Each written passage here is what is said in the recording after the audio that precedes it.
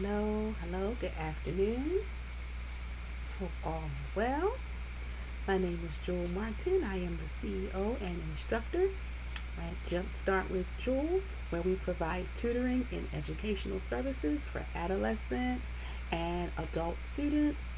We also help students that have special needs, such as ADHD, autism, and dyslexia. Also, any students that have any types of medical issues that may have missed time in school or need extended comprehensive help to get caught up. We also caught up in their regular studies or caught up with the rest of the class, for instance, if they've missed time due to illness. We also help children and adults with issues such as those. So I hope everybody's having a good day, whether you're watching live or on the replay. And we've been working on fractions for the past week or so. And today I'm going to be going over reducing fractions.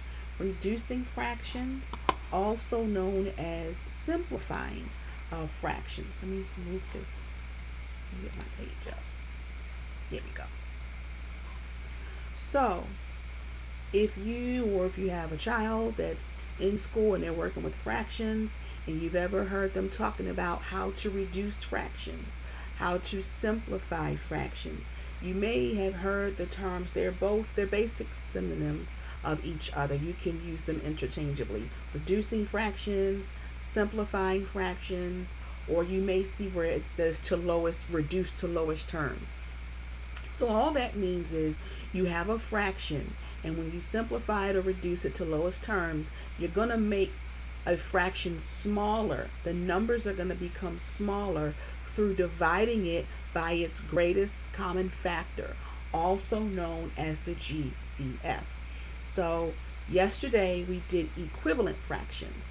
Equivalent fractions are the opposite. It's when you make the fraction larger by multiplying. And whatever you do to the top number, the numerator, you do to the denominator, the bottom number. That's how you do with fractions. Whatever you do to the numerator, you do to the denominator, and vice versa. If you do something to the denominator, hello on Facebook, how are you? If you do something to the denominator, you do the same thing to the numerator. So reducing is making it smaller. Therefore, you're going to divide by the greatest common factor. And so the greatest common factor, you know what the factors are when you're multiplying numbers. The numbers that you multiply together to get the answer or the product, that's the factor. So, for instance, 2 times 4 equals 8. The factors are 2 and 4. So here on the screen, I have a couple of models of fractions, rectangle shapes. And let me get my pen. Here we go. So for instance, okay. So for instance, we have a shape here. This shape, this rectangle has 4 parts. Let's say I wanted to shade in 2 of the 4 parts. So I'm going to shade these parts in. I'm going outside my line a little bit, making a mess, but it's okay. And the way that I would write, how I would express this, here we go. I would write this as 2/4. I've shaded in 2 out of the 4 parts of this fraction. Now let's say I wanted to reduce this fraction. Let's say I wanted to reduce 2/4. Here I have a picture right next to it. It doesn't have 4 parts, it only has 2 parts. If you notice, the shapes are the same size, but there are less parts. This is a perfect example. Hey Tish, how are you? It's good to see you. This is a perfect example of reducing fractions. We've reduced the number of parts. So let's say I wanted to shade in the same size as I did in the first one. I'm going to shade in the same size. So This particular rectangle over here, we've got two parts.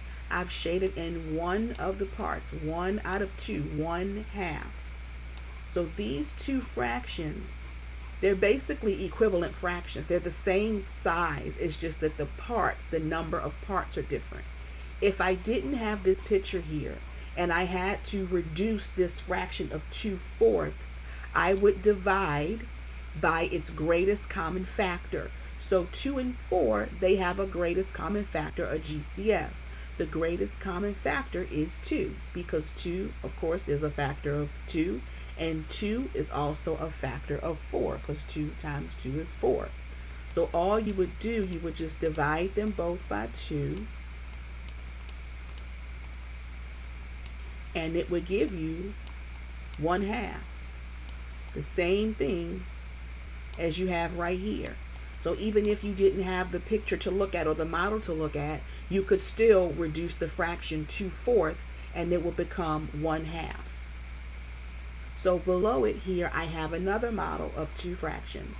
So this first one, we have 1, 2, 3, 4, 5, 6, 7, 8. I've got 8 parts. Thank you for sharing that out, Tish. I appreciate it. I've got 8 parts to this fraction, okay? So I'm going to do the same thing I did up here. I'm just going to shade this one side, this 1/2.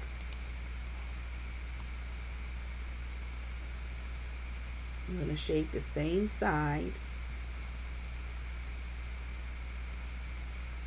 Okay. So this fraction, like I said, it has a total of 8 parts, and I've shaded in half of this rectangle, half of the shape. So basically, this fraction, the way we would express this model is 4/8. Half, we've shaded in half of this shape, 4/8. So if I wanted to do the same thing on this right side, I would shade the same side, same size. Size is the same, but it's just less parts, that's all. And this is 1/2. So these are equivalent fractions. They're the same size. Number is different, number is smaller. Now, if I didn't have this model to look at and I wanted to reduce this fraction, this 4/8, if I wanted to reduce it, I have to find the greatest common factor, the GCF. The GCF of 4 and 8, the greatest common factor is 4. 4 is a factor of 4 because 4 times 1 is 4, and 4 is also a factor of 8 because 4 times 2 is 8. So when you're reducing fractions or simplifying to lowest terms, whatever you see it written as, you would just divide it by the same number, same factor. You're going to divide both by 4. Remember, whatever you do to the numerator, you must do it to the denominator.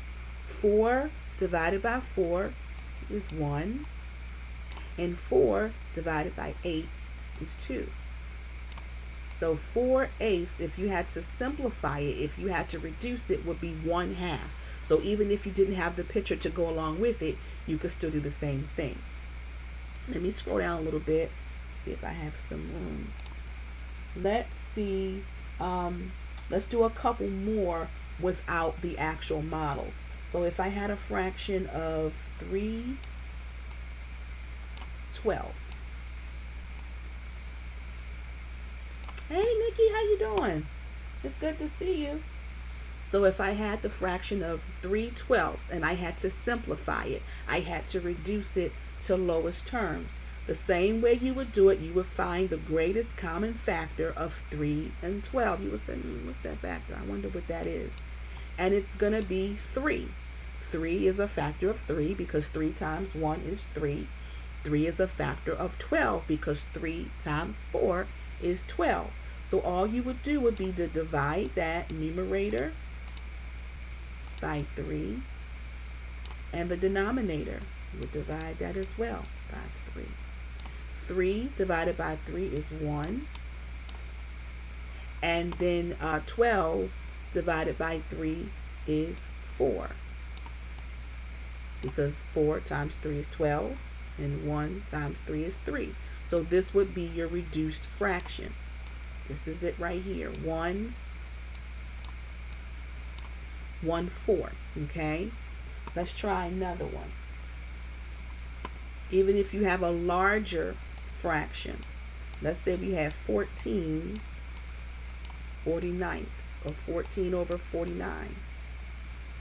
And again, this is why I always tell my students, especially when you're doing fractions, but as a whole, make sure you know your multiplication facts, because you're going to have to know them, especially when you're doing fractions, when it comes to adding and subtracting fractions with unlike denominators. When you get to multiplying and dividing fractions, making equivalent fractions, reducing fractions, you're always going to have to know your multiplication facts, okay?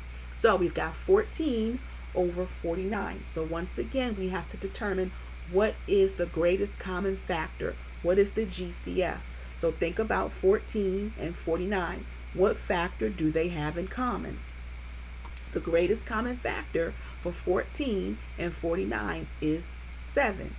So if you know your multiplication facts, you would know 7 times 2 is 14, and then 7 times 7 is 49.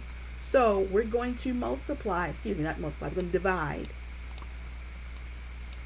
the numerator and the denominator by 7 in order to get our new reduced fraction. Okay?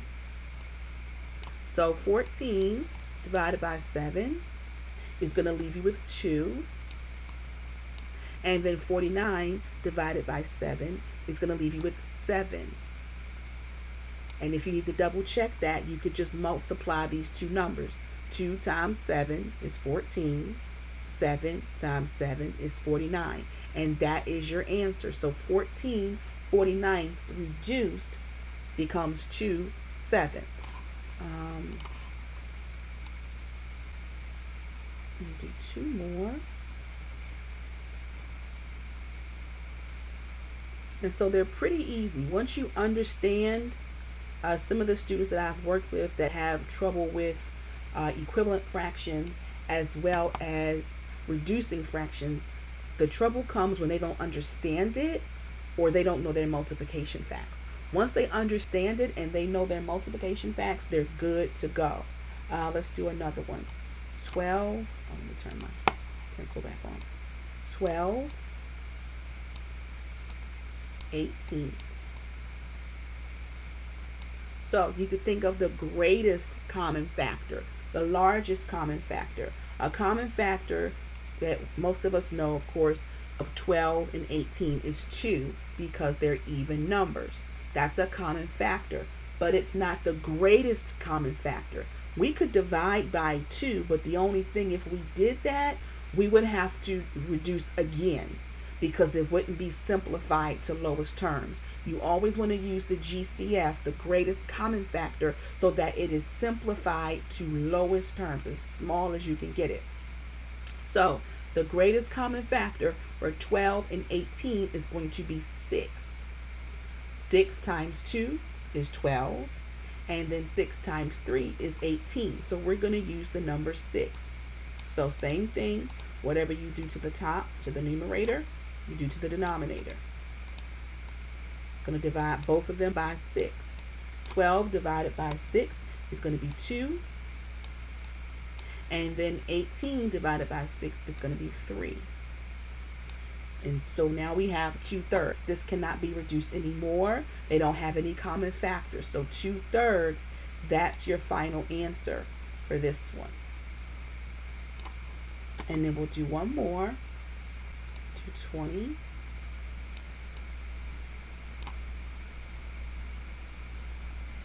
Hello, is that Didine? I don't know if I'm pronouncing your name right. How are you?